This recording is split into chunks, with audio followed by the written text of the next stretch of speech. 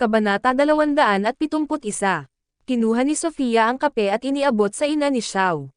Hindi mahalaga kung paano siya napunta kay Jinchang, dapat kanyang makita. Mabuti pa ngayon. Hindi mo nais na kunin ang telepono kapag dumating ka. Puno ng panunuya ang mga mata. Sumulyap sa kanya ang ina ni Xiao, at agad na nagtipon. Nakaupo sa ilalim ng puno sa looban ng mansyon ng Xiao, ang momentum ng may bahay ay hindi nabawasan, at malamig niyang hinaplos ang singsing ng jade sa kanyang daliri. Hindi ko siya matulungan pagdating ko dito. Nais kong makilala niya ang katotohanan ngayong gabi.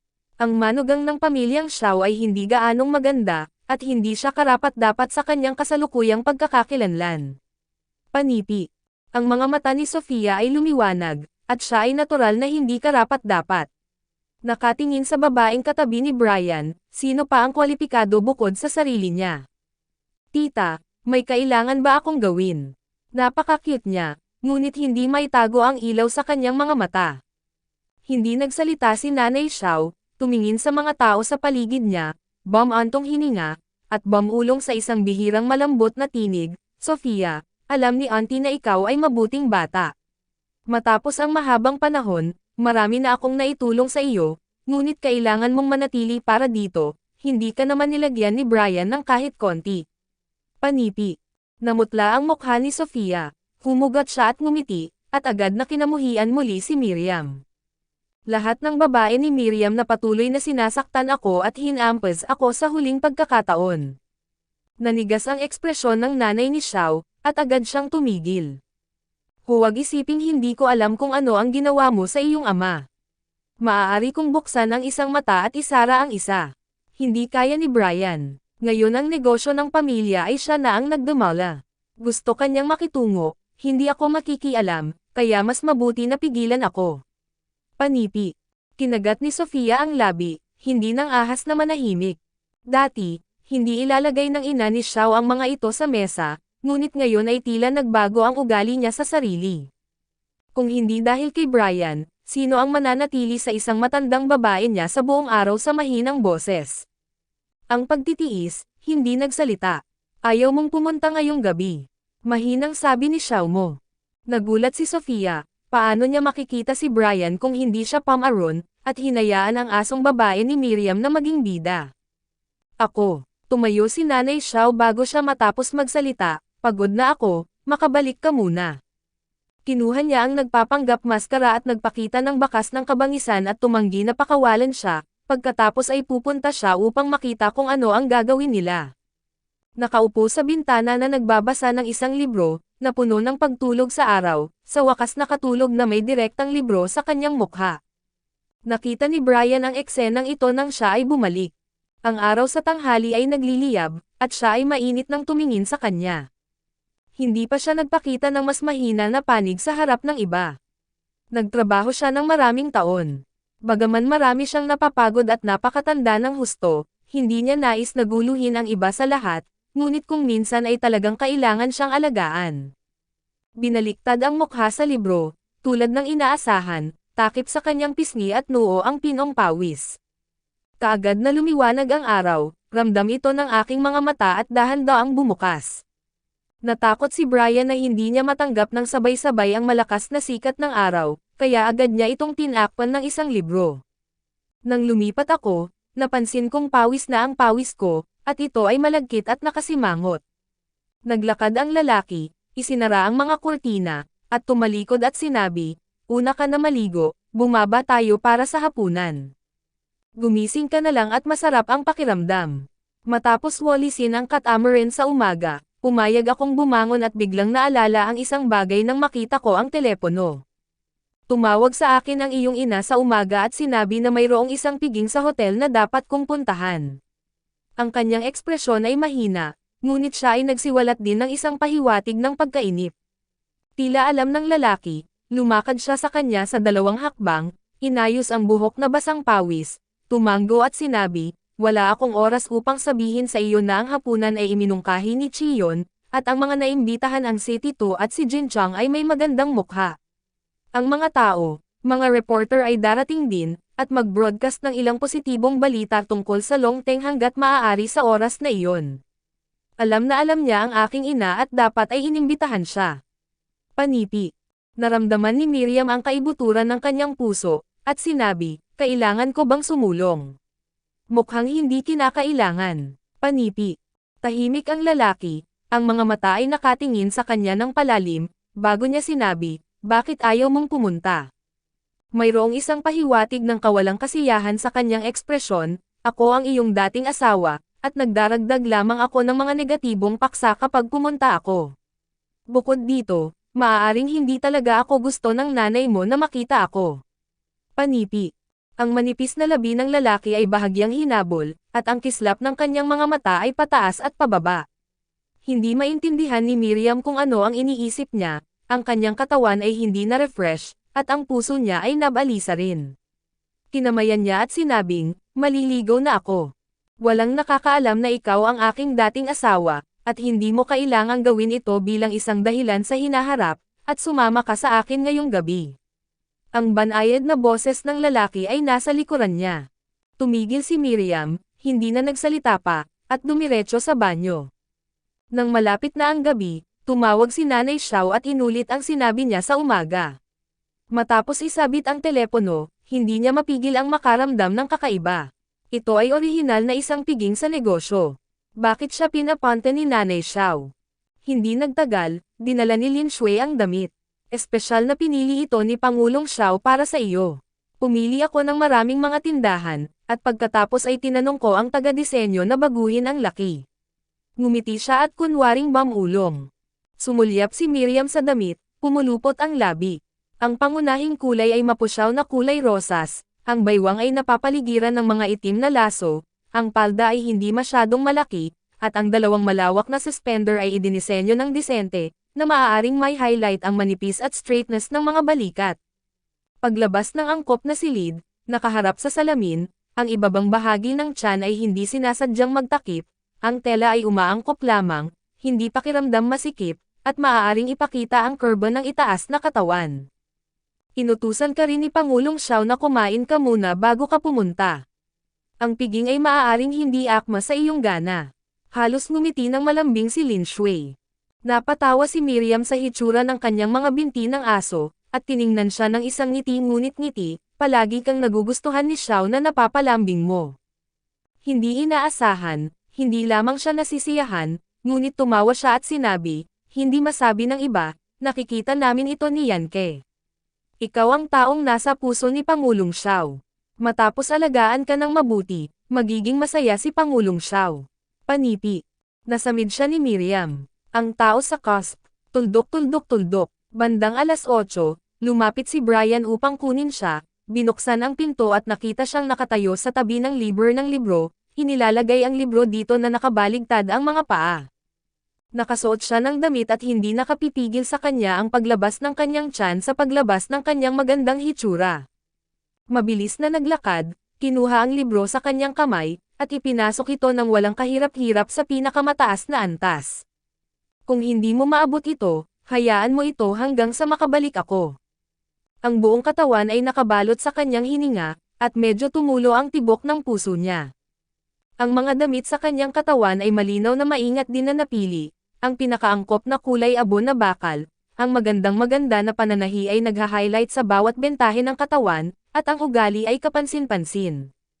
Biglang bulong ng lalaki sa tainga, ngayon ay napakaganda. Pula ang mga tainga ni Miriam, at tumahimik ang kanyang ulo. Ito ay bihirang makita ang kanyang pagiging tahimik pagkatapos ng pang-aasar, ang kanyang mahiyain na profile ay parang isang pulang peach, hindi niya mapigil ang may angat ang kanyang baba at SS sa kanya. Kabanata 272. Magsisimula na ito, bumaba. Yumuko ng lalaki ang kanyang braso, ang kanyang payat na puting braso ay tumawid, at ang dalawa ay naglakad palabas ng magandang inayos na banquet hall. Ang hitsura ng bida ay kaagad na nakakuha ng atensyon ng mga panauhin sa eksena, at hindi pinakawalan ng mga mamamahayag ang gayong magandang pagkakataon. Ang flash ng camera ay sa sandaling ito ay dumating. Tumagal ng 5 minuto upang maglakad mula sa pasukan hanggang sa pinakamalalim. Excuse me, Mr. Xiao, sino ang katabi mong ito? Ang asawa ko. Gaano ka katagal mag-asawa? Buntis daw asawa mo. Nabuntis ba siya pagkatapos hindi siya kasal? Mayroon bang nakatagong pakiramdam sa gitna? Panipi. Ito ay personal na privacy. Ang mga problema ay dumating isa-isa, ngunit lahat sila ay nalutas ng tao sa ilang mga salita. Hindi nagtagal ay dumating sina Lin Shui at Yan Ke at inimbitahan ang mga reporter na umalis, at ang natitirang mga katanungan ay sinagot ng isang tao. Si Chiyon ay lumakad na nakangiti, at tumanggo kay Miriam, napakaganda mo ngayon, at tama talaga ang mga mata ni Brian. Biglang humigpit ang kamay na may hawak ng bag, at naayos ang ngiti.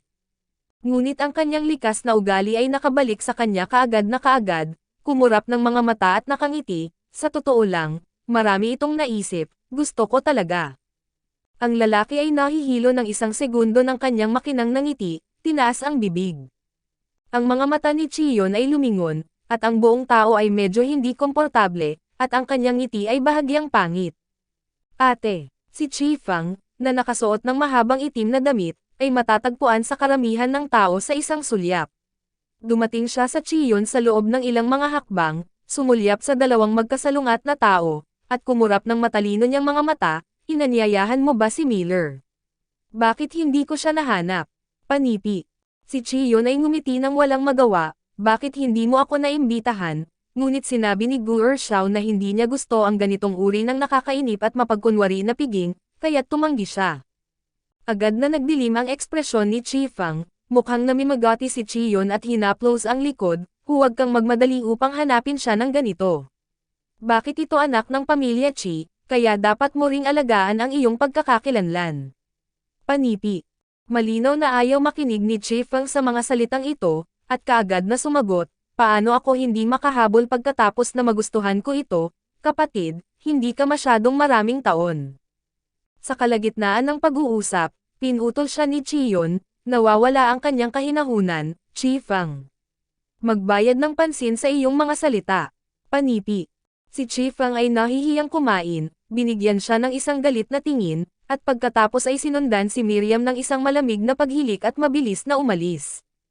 Tumawa si Miss Lu. Ang aking kapatid na babae ay nasira mula pa noong bata siya, at ang kanyang pagkatao ay naging medyo sadya.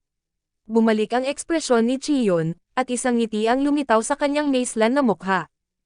Hindi tumawa si Miriam. Sa hindi sinabi ni Chi Fang, magkano ang naiisip niyang nakatago. Ang pagpapahayag lamang ng isang paghingi ng tawad sa kanyang sarili ay nangangahulugang alam na alam niya si Brian, at hindi niya kailangang sabihin ang mga magagalang na salita, at agad siyang nahiwalay bilang isang tagalabas. Si Ling Mei ay inosente at lantaran, maglakas loob na magmahal at kamuhian, napakasarap ng pakiramdam ko. Matapos marinig ito, binaling ng lalaki ang kanyang ulo at sinulyapan siya ng nakangiti. Akala ni Miriam ay kakaiba ang hitsura na ito. Tinaas ni Chiyon ang kanyang kamay upang tingnan ang relo, at sinabi sa lalaki, nga pala, matagal na kaming hindi nagkita ni tita. Sinamantala ko ang pagkakataong ito na yayayahan siya.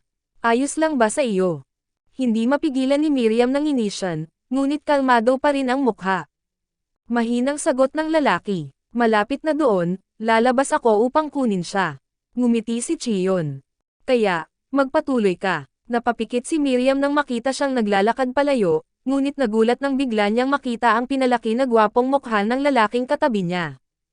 Anong ginagawa mo? Pinukaw ni Shumei, tumaas ang boses niya ng ilang beses.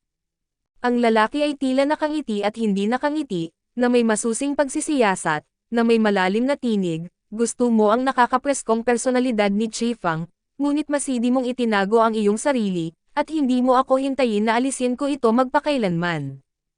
Ano ang tinatago ko? Malinaw kang magsalita. Nakatitig sa kanya, tumanggi siyang bitawan. Tumangala si Brian, mahina ang kanyang ekspresyon, at tumigil siya sa pagsasalita. Pagkita sa kanya, hindi niya maiwasang sabihin ng malamig, kung sasabihin mong nagtago ako ng isang solid, ikaw ay masyadong patayo, bakit hindi mo nais na sabihin ng malinaw ang dalawang salita? Kumurot ang noo ng lalaki, at hinawakan ng maluwag na kamay ang baywang nito, mas malalim ang mga mata, mahal mo pa rin ako, ngunit tumanggi kang ipakita ito. Apat na salita lamang ang nagpawis kay Miriam ng isang manipis na patong sa kanyang palad, ngunit nanatiling kalmado ang kanyang mukha. Naiintindihan ko si G. Xiao na palaging may kumpiyansa, ngunit ang ganitong uri ng bagay. Galit na tumawa ang lalaki, Miriam, magtatagal simula ngayon. Matapos ang pag-uusap, malinaw na hindi maganda ang kapaligiran sa pagitan ng dalawa. Nais ni Miriam na pumunta sa kanto ng mag-isa, alam na tiyak na gugustuhin niyang makilala ang ilang mga tao, ngunit ang malaking kamay sa baywang ay hindi man lang nakapagpahinga. Sinamantala ang agwat sa pagitan ng pangkat ng mga taong aalis, dali-dali siyang yumuko at sinabi, pagod na ako at nais kong umupo sa tabi ko. Bahagyang ngumiti ang lalaki, sasamahan kita. Hindi, may negosyo ka pa. Matapos makipagtalo para sa ilang mga salita, ang dalawa ay humarap sa pintuan. Ang ina ni Xiao ay isang marangal na babae, at dahil sa pagkakakilanlan ni Brian, nakakuha din siya ng pansin. Bukod dito, si Chiyon ay nakasando sa kanya, na hindi maiwasang hulaan ng mga tao ang ugnayan sa pagitan nila. Si Auntie, Brian at Miriam ay nandyan na, tara na. Itinuro ni Chiyon ang direksyon ng dalawa. Nang makita sila ni Miriam, naintindihan niya kung bakit kailangang lumapit ang ina ni Xiao ngayon. Ito ay isang piging. Hindi mapigil ang mangutya, napatingin ang lalaki sa ekspresyon nito, naging malamig ang mukha. Nakangiting nagsimula si Nanay Xiao, at sa harap ng napakaraming reporter, kailangan niyang protektahan ang mukha ng pamilyang Xiao. Maria, gaanong sumigaw si Brian. Nang makita ang ugali niya, biglang nagalit ang ina ni Xiao. Si Chiyon ay napakaganda, nang makita na mali ang kapaligiran, agad siyang ngumiti at sinabi, Tita, maraming mga reporter ang dumating ngayon, higit sa lahat dahil sa Dragon Crisis na ito. Pagod na si Brian ng ilang araw. Panipi. Nakinig si Nanay Xiao, bumagal ang kanyang ekspresyon, sumulyap siya kay Miriam, lumingon at kinuha ang kamay ni Chiyon, at ngumiti, hindi ko talaga alam kung paano magpasalamat sa iyo. Panipi. Kabanata 273. Walang ekspresyon ang mukha ni Miriam, ngunit nakaramdam siya ng kaunting panlalait sa kanyang puso. Si Chiyon ay ngumiti ng disente at hindi nag-atubiling sinabi, nagpakita lang ako at hindi ako tinulungan sa material. Sumulyap siya kay Miriam at nagpatuloy, nakita ni Miss Lucy Brian na nagdadalang tao, at lubos akong naantig. Panipi. Ngumiti si Miriam, alam na susunugan siya ng apoy.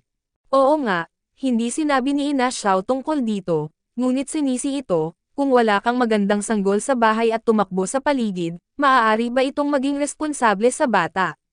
Bilang isang ina, syempre, dapat nating unahin ang bata. Panipi. Marami sa iyong mabubuting kaibigan ang dumating ngayon, ayaw mo bang makilala? Tahimik na sinabi ng lalaki, at sumulyap ulit kay Chiyon. Alam ko na kumurap si Chiyon, at hinayla si Inang Xiao nang nakangiti, I take over you. Nabanggit ka ni Tita Zhang sa akin ngayon lang. Panipi. Ngunit si Nanay Xiao ay tila naging determinado, dapat siyang manatili. Si Chiyon ay hindi magaling sa deadlifting, nakatayo pa rin ng medyo walang magawa, tumanggo si Brian at umalma, sinasabing maayos ang lahat. Hindi mo naman nais na makita ang iyong ina dahil sa babaeng ito ngayon, hindi ba? Agresibo ang ina ni Xiao, naging matalim ang kanyang boses, at lahat ng tao sa paligid ay lumingon upang tumingin. Pinaikit ang kilay ng lalaki. Alam ni Miriam na siya ang taong tina-target ng ina ni Xiao, ngunit ang kasalukuyang sitwasyon ay malinaw na hindi angkop sa pagtatalo. Ibinaba ni Brian ang kanyang ulo at sinabing, babalik muna ako. Marahan siyang hinimok ni Chiyon na makipagpayapaan. Orihinal, si Ina Xiao ay huminahon ng husto, ngunit halata na malapit na siyang umalis, at pinigilan niya siya. Tumayo ka pa rin, huwag isiping mapapalayo ako ng aking anak sa iyong mga mata kung nakaharap ka, huwag kalimutan na hindi ka na magiging manugang ng aking pamilya Xiao. Kaagad na lumabas ang pahayag na ito, ang lahat ay nagulat, at maraming papasabog na impormasyon ang maaaring makuha sa pamamagitan ng pag-click sa pindutan. Paano makaligtaan ang mga reporter na iyon ng napakahusay na pagkakataon, na itala na ng kamera ang lahat? Nagulat si Chiyon at tumingin kay Brian. Ang kanyang mukha ay malamig at solemna, at mayroong isang nakamamatay na kapaligiran sa buong lugar, ngunit hindi niya ito tinanggihan, o ni Miriam. Hiwalay na siya, may ilang mga bagay na hindi mo mapigilan. Paano kung maghiwalay ka? Maaari ka ring mag-asawa ulit. Parang walang pakialam ang lalaki. Sa kanya, Ang pag-aasawa ay isang bagay lamang sa papel. Sa loob ng 3 taon, sa piraso ng papel na iyon, hindi niya ito naramdaman na mabuti. Pagkalipas ng 3 taon, nang wala ang piraso ng papel, nalaman kong hindi ko na magagawa nang wala siya. Galit na itinaas ni Nanay Xiao ang kanyang daliri kay Brian, hindi ko pinapayagan. Hanggat hindi ako sumasang-ayon, ayaw niyang pumasok sa pintuan ng bahay ng aking Xiao. Panipi. Manhid na si Miriam at nginisyan, ayoko talagang pumasok ulit sa pinto mo. Walang nakakaalam sa nakalulungkot na sitwasyon ng aking pamilya Lo. Sa iyong mga mata, natural na hindi ako karapat-dapat, ngunit kung nais kong maging malinis, ang batang ito ay akin lamang, at mas mabuti mong iwan mo siyang mag-isa. Panipi. Nang makita siyang medyo nabalisa, inunat ng lalaki ang kanyang kamay upang protektahan siya, ngunit itinulak siya, at nagpatuloy, ngayon natatakot ako na sadya mong inihayag sa publiko na wala akong kinalaman sa iyong anak. Maraming salamat, mayroon na akong sapat sa kalabuan na ito. Panipi. Tumanggi ang mama ni Xiao na sumuko, ang bata ay si Brian, palaging apelyidong Xiao, na may dugo ng pamilyang Xiao. Hindi ikaw ang may pangwakas na sabihin. Panipi. Sumulyap si Miriam sa mga taong nanonood ng teatro sa paligid niya, at tumigil sa pagsasalita.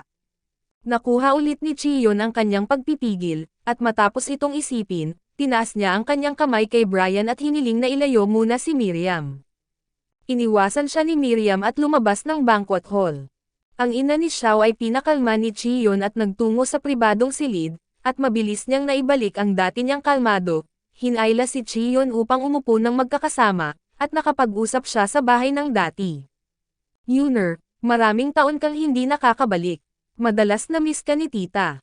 Nakasave ako ng maraming mga larawan mo at ni Brian na naglalaro ng sama-sama noong bata ka pa.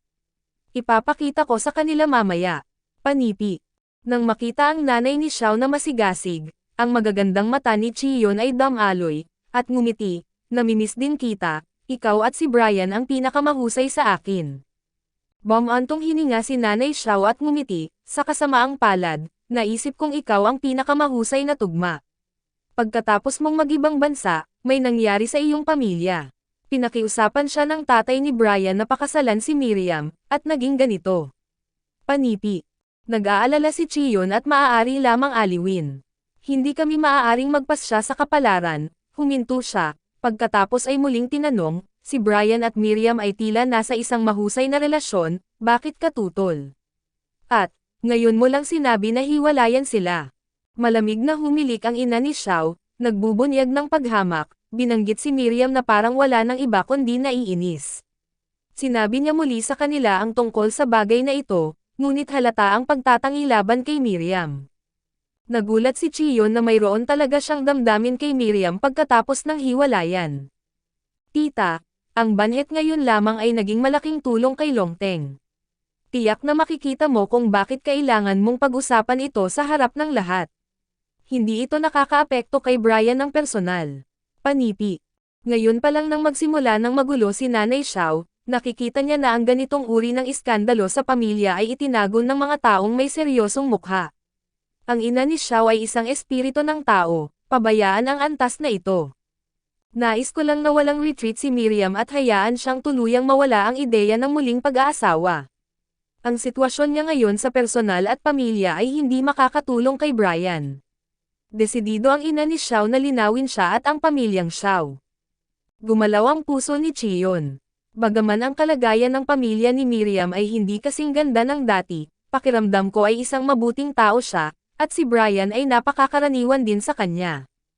Maaari mong subukang tanggapin siya ulit, at para rin ito sa pagsasaalang-alang ni Brian. Maingat na isinaalang-alang si Chiyon sa kanyang mga salita at hinalo siya.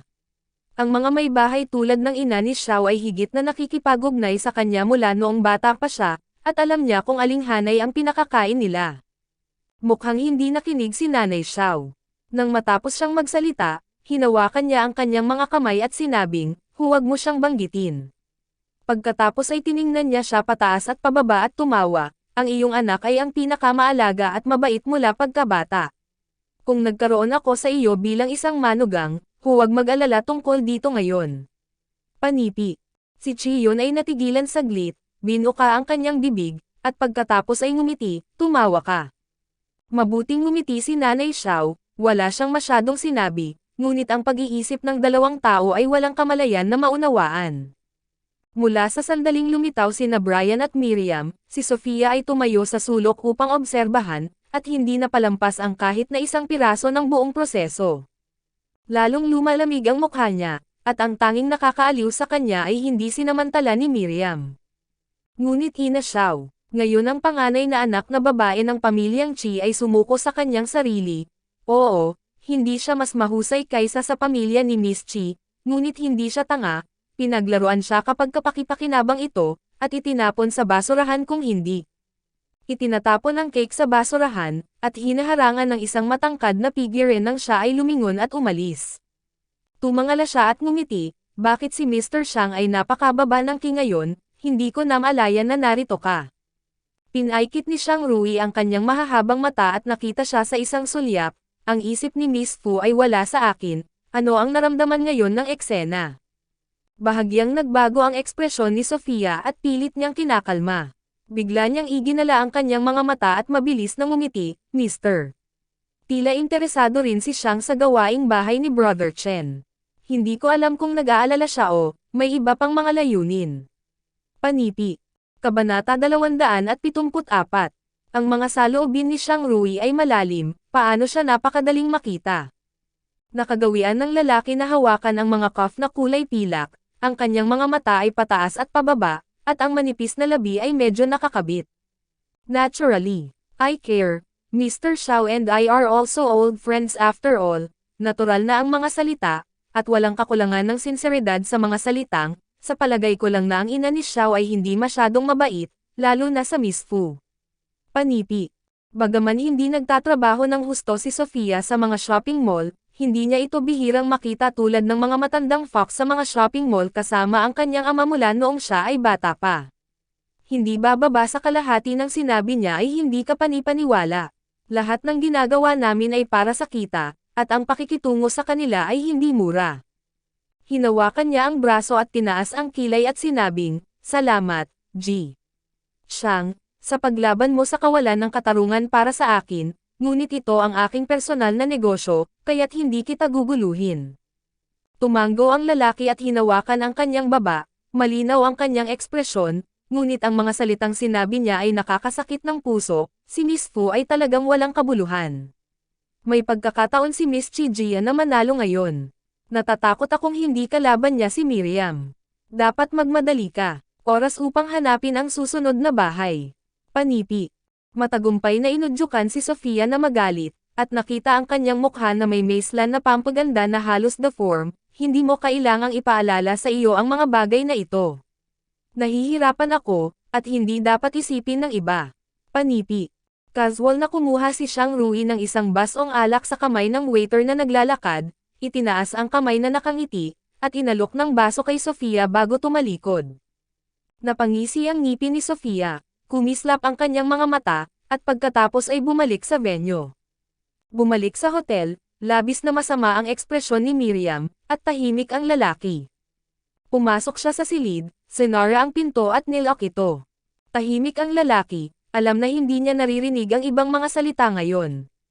Natatakot ako na ang ginanap na gulo ay ginulo ngayon, at tinaas ko ang aking kilay at hinaplos ang noo, ngunit hindi ko inaasahan ang aking ina na gumawa ng ganoong matinding bagay. Tumawag si Lin Shui, Pangulong Xiao, na imbitahan ang mga tagapagbalita sa maliit na lugar ng pagpupulong sa tabi nila. Orihinal na inimbitahan namin sila. Hindi ito dapat maging mahirap. Panipi. Tumango si Brian at tiningnan ang gabi sa labas ng mga bintana ng Pransya na may malalim na mga mata, ikalat ang ilan pang mga bersyon ng kung anong nangyari ngayong gabi upang mabawasan ang epekto. Kahit na makontrol mo ang mga tagapagbalita, mahirap pigilan ang mga panauhin. Dahil gusto nila lahat ang chismis, magbigay ng ilan pa upang hindi masabi ng mga tagalabas kung alin ang totoo. Pagkatapos ng mahabang panahon, maiisip nila na may isang taong sadyang inayos ito. Sumagot si Lin Shui, at nagatubili, ngayon ang aking asawa ay ganap na naging isang pampublikong figure. Kamakailan, maaaring maraming media ang sumusunod. Nais mo bang magayos ng maraming tao? Panipi. Nag-isip ng kaunti ang lalaki, at mabilis na sinabi, hindi, sasamahan ko siya.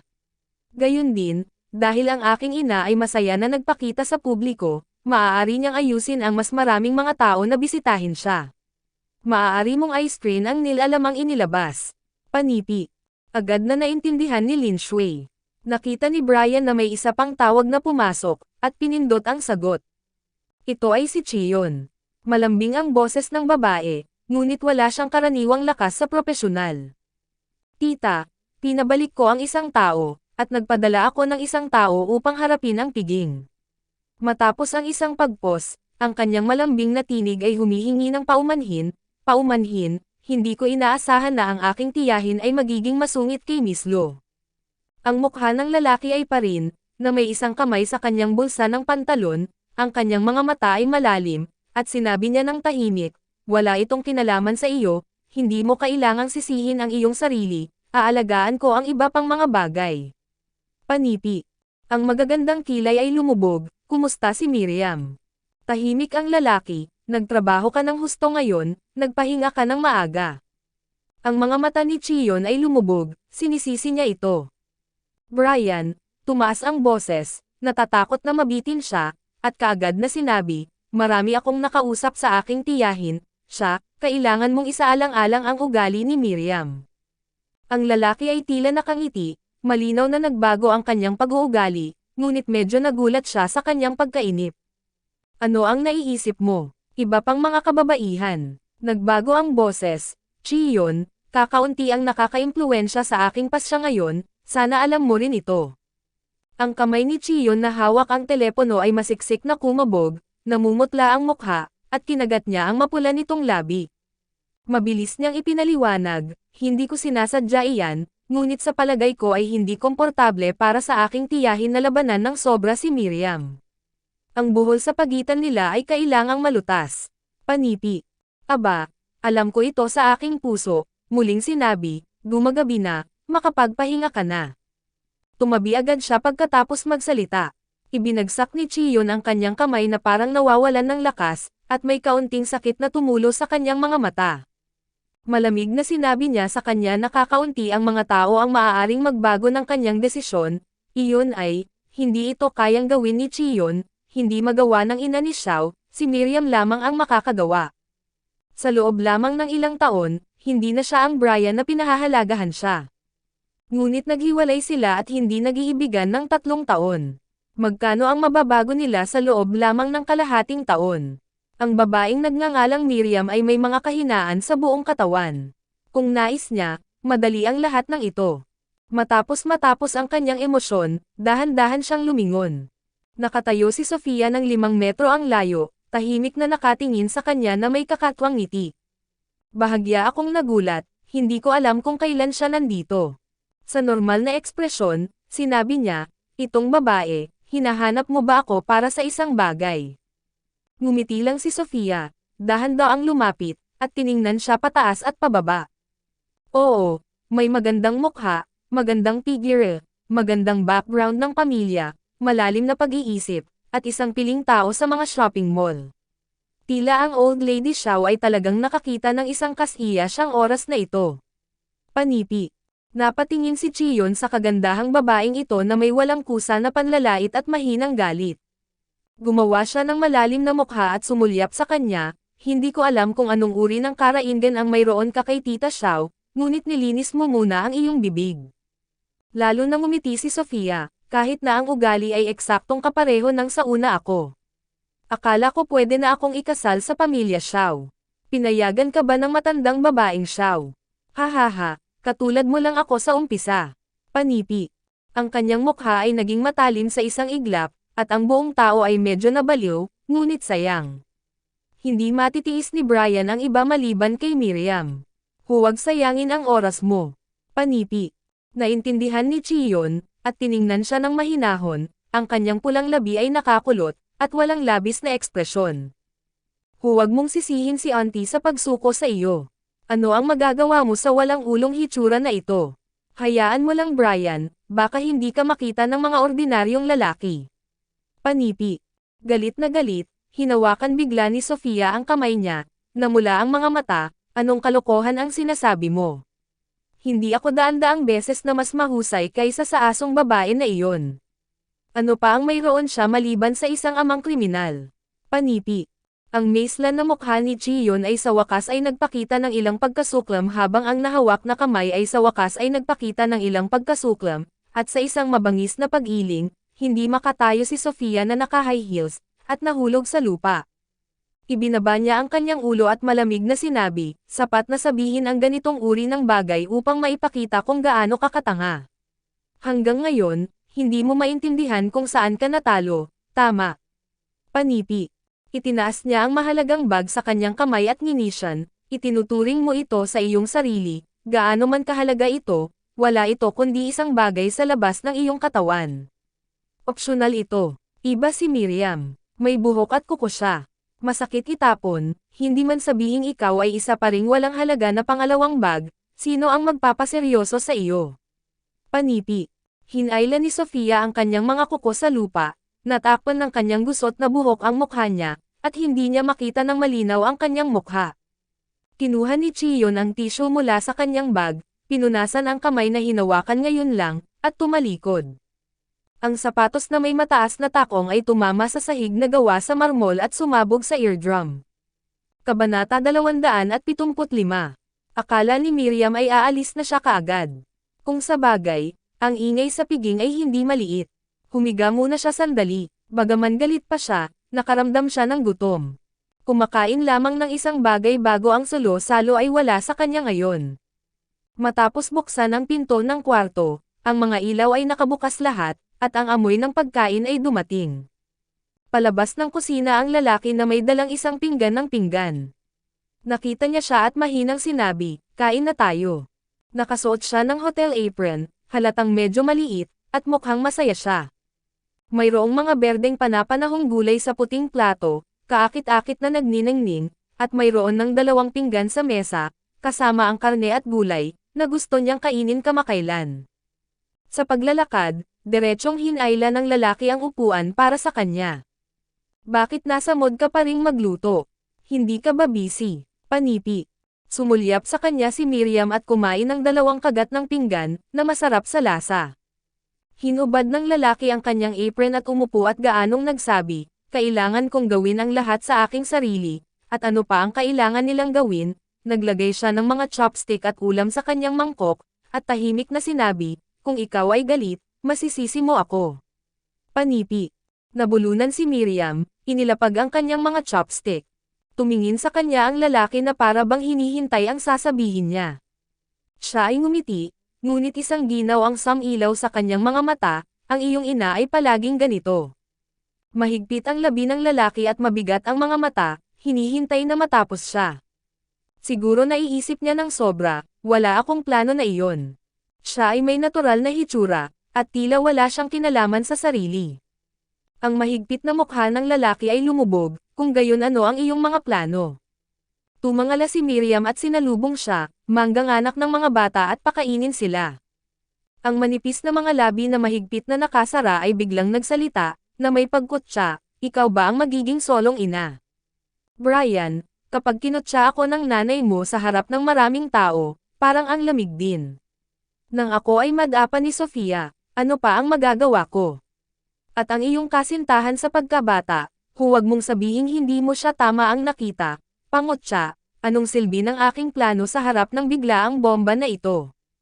Tinaasan ng lalaki ang kilay, kaya, kung magpapatuloy ang mga hadlang na ito, ano ang gagawin mo? Binuka ni Miriam ang kanyang bibig. Sa kanyang opinyon, kinuha niya ang lahat ng mahahalagang katanungan, at sa huli ay tinanong niya ang sarili kung ano ang dapat gawin. Natigilan ang lalaki nang makita siya, at hindi niya matiis na magtanong muli. Dinalaw ang kanyang mga mata, sinabi niya ng mahina, kain muna tayo. Hindi siya kumain ng kaunting kagat at nawalan ng gana, inilapag ang kanyang mga chopstick at tiningnan ang lalaki. Plano kong bumalik bukas, agad na ipinaliwanag, natatakot ako na ang media dito ay handa ng magulat tungkol sa mga gawain ngayong gabi. Wala kang magagawa dito maliban sa pagtago, at maaantala din ang iyong trabaho. Panipi. Ang lalaki ay sumulyap sa kanya ng walang laman at walang pakialam na sinabi, huwag mag-alala tungkol sa mga ito. Inayos ko na. Bigyan mo pa ako ng 2 araw.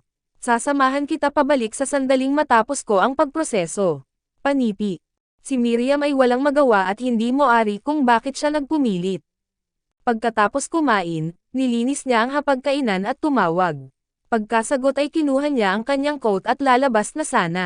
Halos madaling araw na. Magpahinga ka ng mabuti, lalabas ako sandali, huwag mo akong hintayin. Umupo si Miriam sa sofa at pinagmasdan siyang umalis ng malamig. Tuldok-tuldok-tuldok. Sa lobby sa unang palapag ng punong tanggapan ng Longteng, si Lin Shui ay nakatayo sa labas ng pintuan at naghintay, nang huminto ang kotse ni Brian at mabilis na lumakad at tinawag ang pinto. Anong nangyari? Si Lin Shui ay mukhang seryoso, ang stock ng Ronghua Real Estate ay bumagsak ng husto, at ang kaugnay na bahagi ay gumagawa pa rin ng mga ulat sa pagtatasa. Mapanglo ang mukha ng lalaki, na-broadcast na ba ang balita? Na-broadcast na ito, ngunit ang mga dahilan ay tila higit pa sa napakarami. Ang partikular na balita ay hindi pa nakumpirma. Gayunpaman, maaaring mayroong problema sa lupa na kinuha ni Ronghua, at kamakailan lamang ay nagkaroon sila ng maraming negatibong balita tungkol kay Pangulong Jiang. Malaking scale pagbebenta ng mababang presyo. Panipi. Napakabilis ng pagsasalita ni Lin Shui, at tahimik na nakinig ang lalaki. Kakapasok lamang ng 2, at tinanggap na sila ng Chiyon at maraming iba pang pangunahing mga tao na namamahala. Brian, naghihintay na si Pangulong Jiang sa opisina.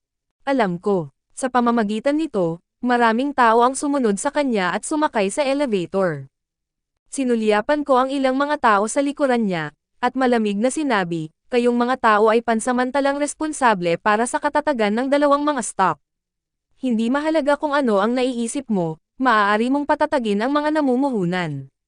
Hindi sila nakakatulog ng maayos, kayo din ayokong matulog ng maayos. Panipi. Pagkababa ng elevator, sumunod sa likuran sina Lin Shui at Chiyon. Ang pinakakagiat na gawain ay upang malaman kung sino ang nasa likod nito, kung hindi man ay hindi posible na malunasan ito. Ang Chiyon ay may malamig na mukha, isang malinis na profesional na suit at isang malinis na isip. Walang duda tungkol sa kanyang pagiging profesional. Tumango ang lalaki, malalim ang kanyang tingin, at binaling niya ang ulo upang sabihin kay Lin Shui, tumingin ka sa kanino ng Minggayo Real Estate, na nagbid kay Ronghua noong nakaraang panahon, ay nagtulungan kamakailan. Binuksan ni Lin Shui ang computer sa kanyang kamay habang naglalakad siya. Sa loob ng 2 minuto, itinaas niya ang kanyang ulo at sinabi, ang Fengru Group sa Kyoto, Shangru ay makikipagtulungan sa Minggayo at maghanda na kumuha ng isang piraso ng lupa sa gitna ng Kyoto at magplano ng isang bagong lupon sa negosyo. Nagsimula ang pagbid sa loob ng 2 araw, ngunit, tila hinihiling ni Feng Rui ang karamihan sa pagbabahagi, na hindi pa napagpasyahan. Panipi. Hindi nakapagtataka, ang mga sulok ng labi ng lalaki ay nakataas ng bahagya, at ang ngiti nito ay nahulog sa kanyang mga mata. Ang mga mata ni Chiyon ay pamitik, at nag-isip siya sandali, sa lakas ni Fenro, hindi na kailangang makipagtulungan kay Minggayo na hindi makakatulong ng malaki, maliban kung magtapon lamang ng pain. Tuldok-tuldok panipi, sinulyapan niya ang lalaki sa tabi niya, malapit na. Siyempre, pinatunayan niya na sinabi, ginawa ni Minggayo ang bagay na iyon, ngunit itinapon ni Feng Rui ang pain upang tuksuhin siya. Ngayon na nakamit na niya ang kanyang layunin, siyempre hindi siya handang dalhin sa Minggayo ang bote ng langis na ito para sa pagbabahagi. Panipi. May paghanga si Brian sa mga mata niya. Kagagaling lamang niya sa China, at mabilis at tumpak siyang makakagawa ng mga paghuhusga kapag hindi siya gaanong pamilyar sa domestic market. Kapansin-pansin ang kanyang kakayahan. Oo, pagkatapos ay nagtanong ng nakangiti, ano sa palagay mo ang susunod na mangyayari? Si Chiyon ay ngumiti, ang bayan ng Kyoto ay napakatokso. Wala namang balak si Xiao na magbiyahe. Panipi. Lalong ngumiti ang lalaki, lumiwanag ang mga mata. Bago dumating sa opisina, binuksan na ni Lin Shui ang pinto at sumunod sa kanya si Chiyon. Nakatitig sa mabibigat na pintuang kahoy na may mga komplikadong ekspresyon, napatulala siya at nagpadala ng isang text message kay Yanke.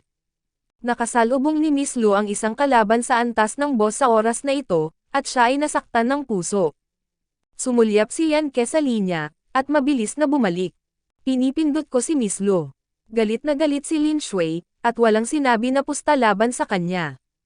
Kabanata 276. Halos umaga na pagkatapos makipag-usap kay Pangulong Jiang, at pareho silang mukhang pagod. Sinulyapan ni Chiyon ang lalaking patagilid, inabot ang computer kay Lin Shui, at sinabing, mag-agahan muna tayo. Sumulyap si Brian sa relo, tumango, at inatasan si Lin Shui, dalhin mo sa hapunan si Miss Chi, may gagawin ako, bumalik ka muna sa hotel. Nagulat si Chiyon, hindi ka ba pupunta? Hindi sumagot ang lalaki, bahagyang tumango, kinuha ang susi ng sasakyan mula kay Lin Shui at umalis. Ang mga mata ni Lin Shui ay nakabukas, si Chiyon ay patuloy na nakatitig sa likuran ni Brian, nakangiti at nagkukunwaring nagpapaliwanag ng walang malay, ginang. Dapat naiisip ni Xiao ang tungkol sa kanyang asawa. Baka bumalik siya upang mag-agahan. Panipi. Bahagyang nagbago ang mukha ni Chiyon, at mapangiti siyang ngumiti, hindi ko makita na magluluto si Ji. Xiao nang mag-isa. Kaya lang kapag kasama ko ang asawa ko, lulutuin ko ang sarili ko. Nakikita ang ekspresyon ni Lin Shui, ang pulang labi ni Chiyon ay bahagyang gumalaw, bumabalik sa dati niyang hitsura, at muling kinuha sa kanya ang kanyang computer. Tinanggal ni Lin Shui ang kanyang mga kamay at nagtataka na nagtanong, si Miss Chi ay hindi mag-agahan. Gusto kong pumunta dito at walang masarap, mag-iisa si Assistant Lin. Matapos magsalita, tumalikod siya at umalis na may high heels.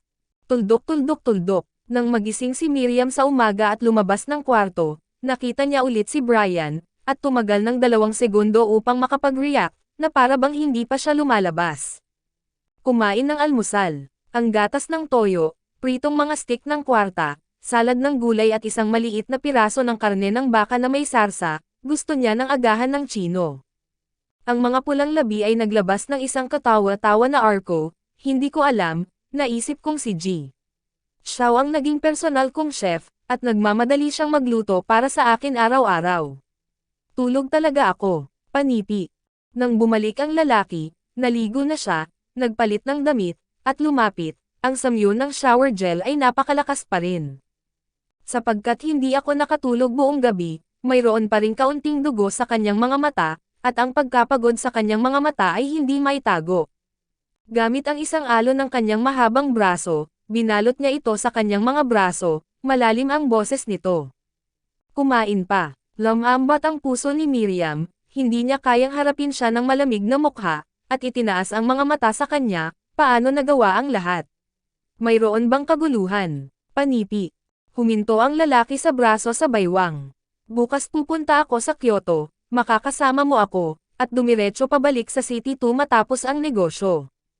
Nakasimangot si Miriam, ano ang gagawin mo doon?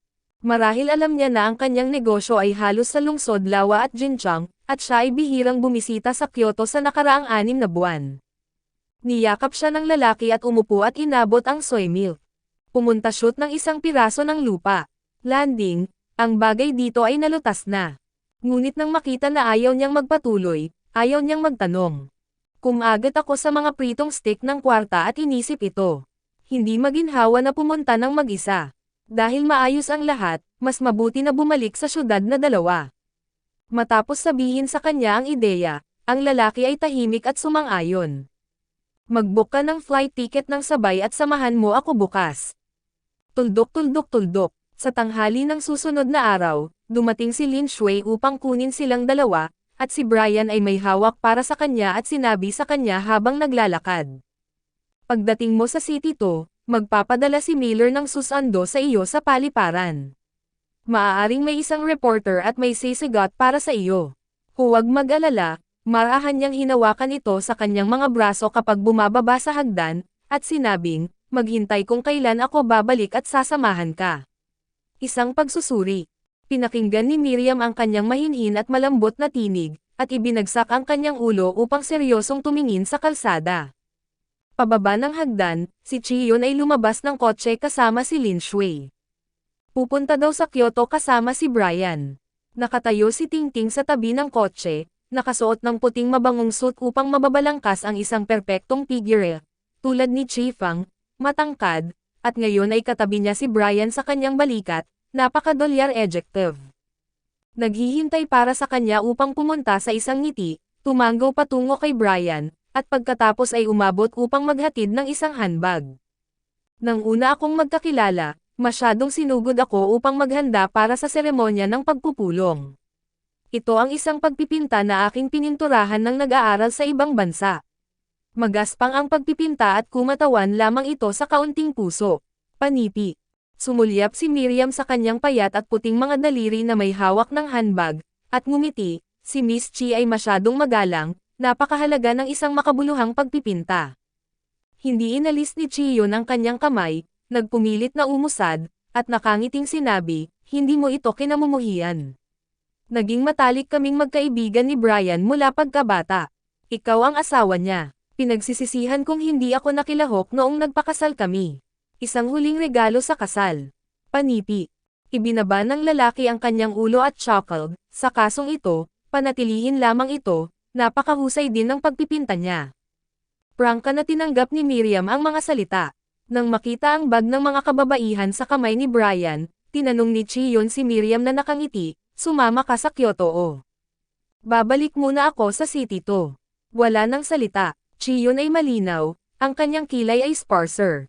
Dinala siya ng lalaki sa sasakyan at sumakay si Chiyon sa kotseng minamaneho ni Yanke sa likuran. Ang manipis na pampaganda ay nagha-highlight ng kanyang likas na kagandahan. Siya ay may patas na balat at iniunat ang kanyang mga kamay sa bintana upang maramdaman ang init ng init na alon. Hindi ko alam kung ano ang ginagawa ng dalawang tao sa itim na kotse sa harapan ko. Sa isang ngiti sa kanyang mukha, sumulyap si Yanke sa salamin ng salamin, hindi makita ang emosyon ng babae. Ang isang babaeng kagaya ng hangarin ni Sofia ay tuluyang tumambad sa kanyang mukha, kaya't binantayan siya, ngunit ang nakaupo sa likuran ay hindi tumutulo at hindi makita ang kaunting kahinaan. Nang makita ni Miriam si Chiyon, naharang ang kanyang puso, na nagsasabing maingat siya o naiinggit, hindi niya nagustuhan ang babaeng ito. Walang interes sa kahit na pagtingin sa mga kwadro na gawa sa iyong kalaban. Ang kamay ng lalaki ay nakakulong pa rin sa kanya ng dominanti. Bagaman hindi siya nagsalita, sinubsob niya ito sa noo at pisngi paminsan-minsan, na parang nag-aatubili. Walang gaanong tao sa paliparan. Tumulong si Lin Shui upang mamolekta ng mga tiket at dumaan sa security check. Nang tuluyan na silang maghiwalay, kinuha ni Miriam ang bag sa lalaki, nginitian siya at tumalikod. Dahil sa kanyang timbang, mabagal at maingat siyang lumakad, at ang kanyang maliit na figure ay nagpahina sa kanya. Nakatayo ang lalaki na nanunood habang si Chiyon ay nakatayo sa tabi niya. Hindi niya talaga ito itinago, ang kanyang mga mata ay puno ng pag-aatubili, kahit na ito ay isang maliit na pagkakaiba lamang. Humakbang bigla ang lalaki. Si Miriam ay biglang nadala mula sa likuran nang ibigay ni Miriam ang tiket sa security inspector. Tumalikod siya at laking gulat niya. Malapit na ang lalaki, ang kanyang mga mag-aaral ay lumapad, at ang kanyang bibig ay "Ka, ikaw." Sa susunod na segundo, ang kanyang kamay ay kinuha at hinugot mula sa naghihintay na koponan. Pumunta muna tayo sa Kyoto. Tinaas ng ulo ang lalaki at sinabing may matatag na boses na hindi niya kayang tanggihan. Nakasimangot si Miriam, saka siya natigilan. Si Chiyon ay nakatayo sa pulgadang iyon at nakita ang pakikipag-ugnayan sa pagitan ng dalawang tao mula sa simula hanggang sa wakas, nang walang kilos o ekspresyon na nahuhulog. Ang buong bibig ay mapait, at ang pagod ng hindi pagtulog sa loob ng 2 araw ay tila pabilis. Hindi ka maganda ang hitsura, kaya't makatulog ka ng matulog pagkatapos sumakay. Banayad na paalala ng lalaki. Kabanata 277. Sumunod si Lin Shui ng mabuti, hindi maitago ng kanyang mga mata ang ngiti, at kinagat niya ang mga tainga niya kay Lin Ke ng palihim, na binibigyan ang kanyang papuri kay Ji Xiao. Pagkatapos sumakay sa eroplano, umupo siya sa loob at si Brian sa labas, kasunod sina Lin Shui at Yanke. Chiyon at Brian ay pinaghiwalay ng isang pasilyo.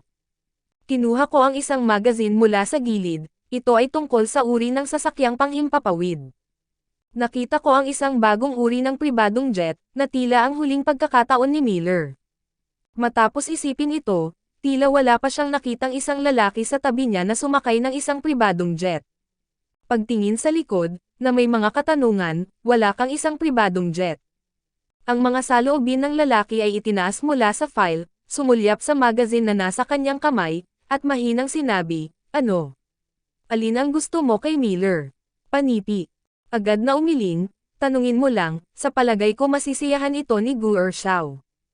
Si Brian ay tumawa sa isang malalim na tinig, at si Lin Shui ay ngumisi rin sa likuran.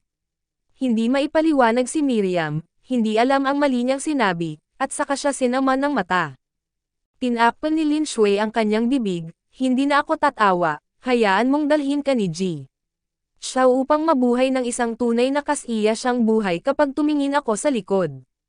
Ngumuso si Miriam at sinulyapan ang lalaki sa tabi niya, "Wala akong basbas na iyon." Biglang nagsalita si Chiyon, na may malinaw at malambot na boses, na nagmumula kay Brian. "Ang modelo sa iyong kamay ay dapat na ang Challenger 605. Ang modelo na inilabas ngayong taon ay higit na nakatuon sa negosyo." Ang boses ay lumingon, ang kanyang mga mata ay lumingon kay Brian, at ngumiti, "Naaalala ko na gusto mo ang serye ng Boeing at madalas kumuha mga panganib, laging nag-aalala si tita." "Panipi." Umirap si Miriam, hindi alam na may gusto pa siya ng mga eroplano. Mayroong ilang mga modelo sa orihinal na bahay. Matapos ilagay ang mga ito sa loob ng maraming taon, hindi pa niya nakikita ang paglipat nito. Ngumiti ang lalaki, sa maagang edad 20s, naghahanap lang siya ng kilig. Kapag naroon ang ama ni Xiao, maaari siyang maging walang alintana. Ngayon wala na siya doon.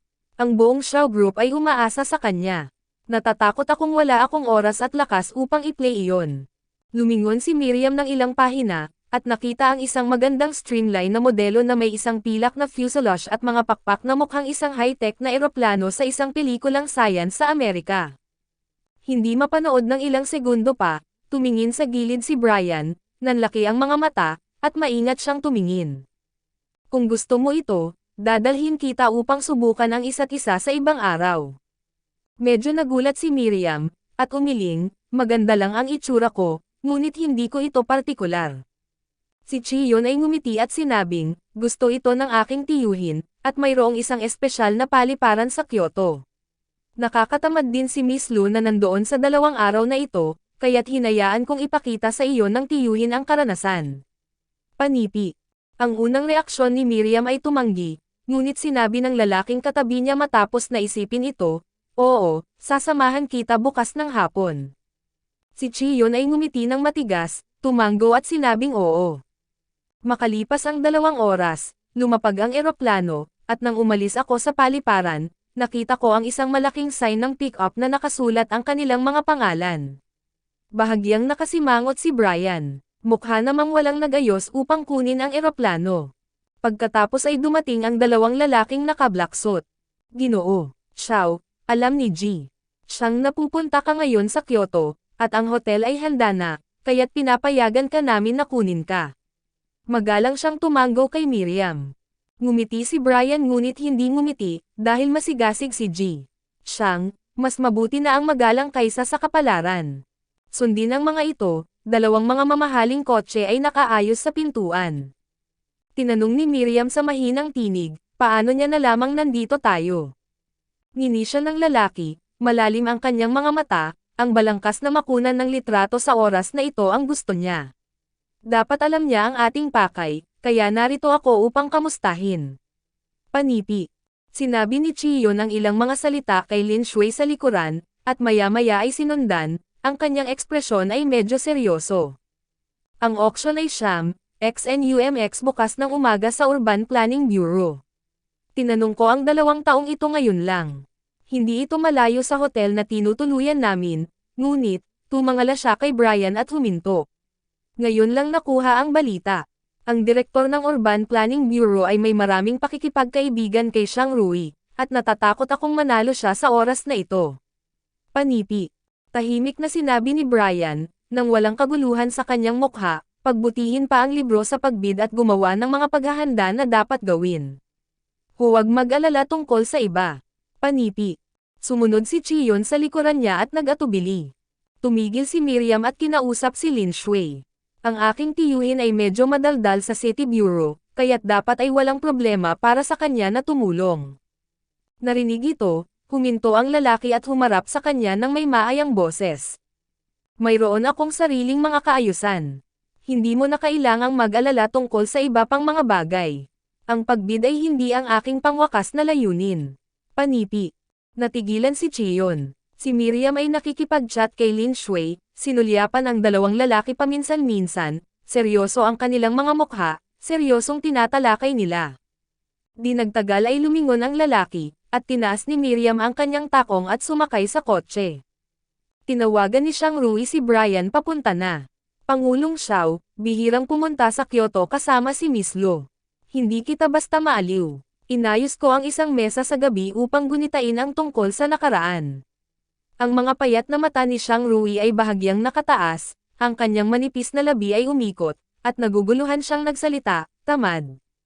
Tinapik ni Brian ang kanyang daliri sa upuan, nakangiti ngunit hindi nakangiti, hindi pa rin abala sa mga bukas na gawain, may oras pa para sa nakaraan.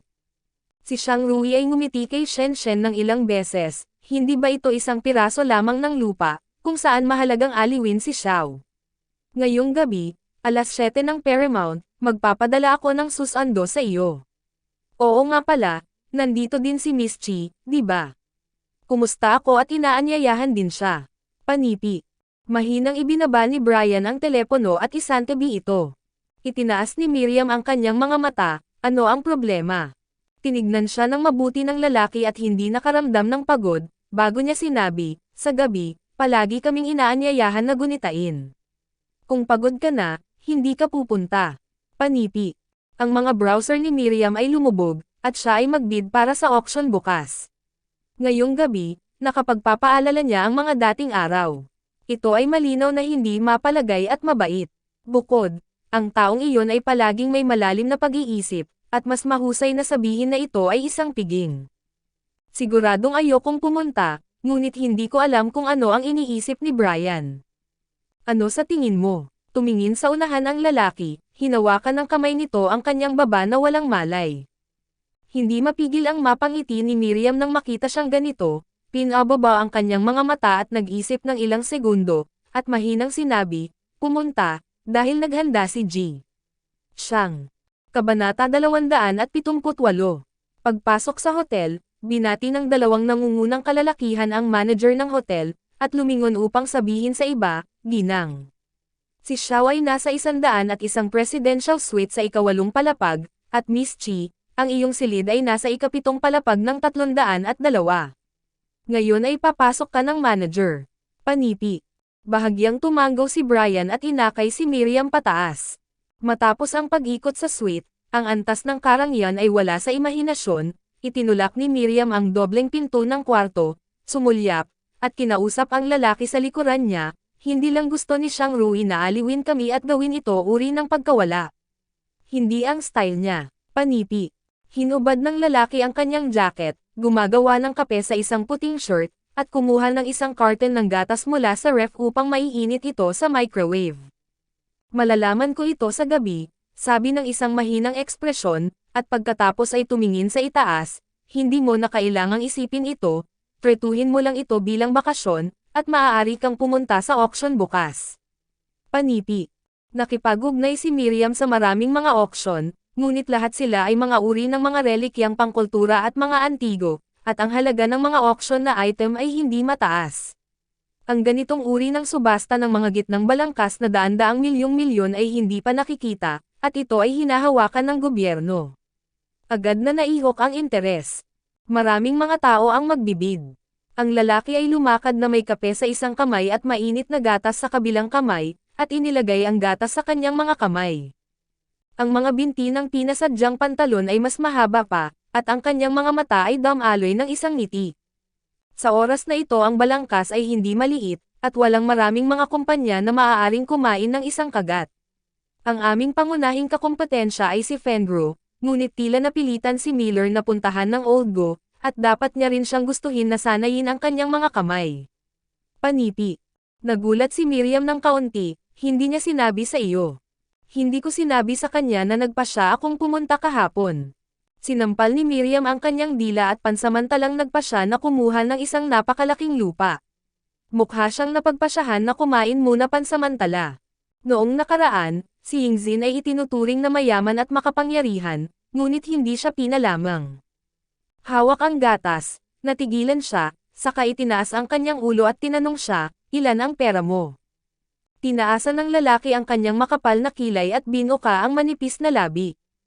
"Kung interesado ka, bumalik at hayaan ang Lin Shui na magayos ng isang kopya ng impormasyon upang makita mo," mahinang sumulyap sa kanyang maputi at kalmadong mukha, at sinabi muli, "Hindi ko alintana na bigyan ka ng kalahati ng pag-aari ng pamilya pagkatapos ng hiwalayan. Nababahala ka noong naghiwalay ka. Sa paglipat ko, walang pagkakataon na pag-usapan ang isyong ito." Panipi. Malinaw na hindi siya nasiyahan sa kanyang orihinal na pag-uugali, ngunit walang kasalanan ang maririnig sa tinig. Binukal ni Miriam ang kanyang bibig, ngunit pagkatapos ng lahat, hindi siya bumalik. Hindi makatuwiran na sabihin ng higit patungkol sa nakaraan, hindi pa may lalagay na hindi siya hihilingin sa kanya ng isang sentimo kahit na siya ay diborsyado ngayon. Ibaba ang baso, tumingin sa bintana, ang araw ay hindi gaanong malakas, at tamad na sinabi, "Ngayon lang sinabi ng waiter na mayroong isang beach sa likod ng hotel, titingnan ko." Ibinaba din ng lalaki ang tasa, "Sasamahan kita." Tiningnan ko ang makapal na stack ng mga dokumento na kanyang dinala ngayon. Natatakot ako na matutulog ako kung hindi ko ito haharapin. Kumurap siya at sinabing, "Hindi, lakad lang sa kalsadang-kalsada. Hahayaan kong samahan ka ni Lin Shui. Handa ka na para bukas. Auction ito." Panipi. Nang makita ang kanyang pagpipilit, tinawag ng lalaki si Lin Shui at hiniling na lumapit siya. Nang makalabas ako ng elevator at nakarating sa lobby, nakita ko si Chiyon na nagbabago sa isang nakakapreskong mahabang palda at kausap ang manager ng lobby, na parang kakapasok lang niya mula sa labas. "Okay, mayroon ka bang ibang mga kinakailangan bukod sa window orientation?" Napangiti na tinanong siya ng manager. Si Chiyon ay kumurap ng mahabang pilikmata, na mukhang kulot mula sa tagiliran, at sinabi, "Ayoko ng banyo na may panlabas na tanawin at mga bintana hanggang sahig. Hindi ako sanay. May isa pang silid. Maaaring lumipat ang aking kapatid ngayong gabi." Panipi. "O sige, ayusin natin ang isang VIP room sa tapat ng 101 sa ikawalong palapag. Katabi ng silid ng iyong kapatid ang silid mo. Sa tingin mo okay lang?" Panipi. "Walang problema." Umiling ulit ang manager. Hinintay ni Miriam na matapos sila sa pag-uusap bago lumapit, at nakita siya ni Chiyon. Hindi ba kasiya siya ang silid? Ngumiti si Chiyon at hinayla muli ang mahabang buhok sa kanyang tainga, at tahimik na sinabi, "Kaya lang hindi ako sanay sa isang silid na may sobrang sikat ng araw. Palitan mo na lang." Panipi. Pagkakita sa kanyang walang dala, sumunod si Lin Shui sa likod, kumurap, "Papalabas. Bakit hindi tumabi sa iyo si Brian?" Panipi. Mahinang ngumiti si Miriam, pumunta sa beach sa likuran, "Hindi mahalaga, mayroon pa siyang mga bagay na dapat gawin." Matapos pag-usapan pa ang ilang mga salita, naghiwalay ang dalawa. Ang Kyoto ay malapit sa dagat. Ang beach na ito ay kabilang sa hotel, kaya't napakahusay ng mga pasilidad sa kapaligiran, at may mga hilera ng mga luntiang puno ng phoenix na nakatanim sa plank road. Napaka-komportable ng simoy ng dagat. Tumingin siya sa gusali ng hotel at sinubukang hanapin ang silid kung saan sila nakatira, ngunit ang kanyang mga mata ay masakit at hindi niya ito makita. Sinamahan siya ni Lin Shui ng ilang mga hakbang, ang pagkuha ng litrato niya paminsan-minsan. Ipinadala. Matapos umakyat si Chiyon, huminto siya, sumulyap sa nakasarang pinto sa tapat, at ibinaling ang mga mata upang takpan ang kanyang emosyon. Kumatok sa pintuan, makalipas ang ilang segundo lumapit ang lalaki upang buksan ang pinto. Ang ngiti ay dalisay, at ang palda ng bulaklak sa kanyang katawan ay nakagawa sa kanya mas bata at itinaas ang bag sa kanyang kamay. "Nagpunta ako upang bumili ng sikat na coconut milk dito, at tinikman ito ng magkasama." Sumulyap ang lalaki sa kanyang handbag, ang kanyang manipis na labi ay medyo pumulupot, "Ayoko ng matamis, maaari mong ibigay ito kay Yanke." Sumagot si Chiyon, "Syempre alam ko na hindi mo gusto ang mga matamis." Dinala sila sa Miriam. Mahal sila ng mga batang babae. Panipi. Tumabi si Brian at pinapasok siya. Nagpalit ng pares ng tsinelas, sumulyap sa silid, tumalikod at tinanong, wala ba si Miriam? Kaya, nagpunta ako sa beach para mamasyal. Pagkatapos ay naupo ako sa carpet sa tabi ng talahanayan ng kape na puno ng mga folder, inayos ang mga papel sa mesa, inilagay ng maayos sa mga stack, at pagkatapos ay inilagay ang gatas ng niyog sa itaas at tiningnan siya ng nakangiti, ito pa rin katulad ng dati. Hindi ko alam kung paano ito ayusin hanggang sa matapos ko ang pangwakas na gawain. Sa palagay mo mas madali itong hanapin. Panipi. Dati, tumatakbo siya sa bahay ni Xiao tuwing may oras siya. Pagkapasok sa pintuan, binati niya ang ama ni Xiao at ang ina ni Xiao at pumasok sa kanyang silid. Ang unang ginawa niya ay umupo at ayusin ang lamesa para sa kanya. Noon, may mga magazine sa mesa. Ang mga modelo ng eroplano at iba pa ay naayos ng marami, at unti-unti akong naging pamilyar sa mga bagay na iyon. Maya-maya, dahil sa kanya nais niyang maintindihan ang mga ito ng malalim. Nakatayo ang lalaki sa tabi niya, nang walang balak na umupo at samahan siya. Yumuko ang mga sulok ng kanyang labi, at gaanong sinabi niya, umupo ka muna, gagawa ako ng isang tasa ng kape. Tumingin si Chiyon sa paligid. Inilagay ang sun hat ni Miriam sa sofa, at sa ilalim nito ay ang malita ng lalaki. Dalawang bagay na hindi nauugnay ay nakasalansan, partikular na nakasisilaw. Buksan ang isang tasa ng gata ng niyog ayon sa kalooban, isaksak ang dayami, kumuha ng pagkain, hilahin muli, buksan ang takip at direktang uminom. Nang buksan ko ang file, ito ay ang auction book at ang tukoy na impormasyon ng lupa. Ang ilang mga detalye ay bilugan. Nakakakita ng isang bagay na mali, kinuha ko ang panulat at na-annotate ito. Nakita ni Brian ang eksenang ito nang siya ay lumabas. Sa gabi ay inimbitahan kami ni Xiang Rui para sa hapunan, at kailangan mo ring pumunta. Kabanata 279. Tumingin si Chiyon at ngumiti, kung gayon kailangan mong makilala ang taong ito. Ito ay tiyak na hindi madali upang makamit ang posisyon na ito mula sa simula sa Kyoto. Panipi. Oo, ngumiti din ang lalaki, kahit papaano hindi ito malaki ang nagawa sa akin. Tuldok. Nang bumalik si Miriam, umalis na lang si Chiyon. Nang may tulak niya ang pinto, nakita niya ang dalawang maayos na nakasalansan na mga stack ng mga dokumento sa mesa, pati na rin ang isang hindi natapos na inumin. Ang marka ng kolorete ay makikita sa gilid ng tasa ng papel. Sa pintig ng puso, lumakad siya na blanko ang mukha, at isang salansan ng mga dokumento ang puno ng sulat kamay ni Wanziyu, halatang hindi naman kay Brian. Bahagyang nakataas ang mga sulok ng kanyang bibig, ngunit walang ngiti.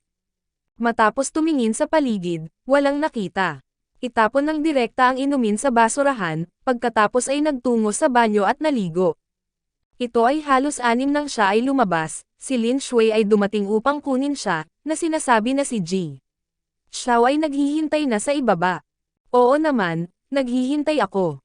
Si Chiyon ay malinaw na bihis, nakasuot ng puting damit na may natitirang ugali, nakatayo sa tabi niya ng napakadolyar adjectively.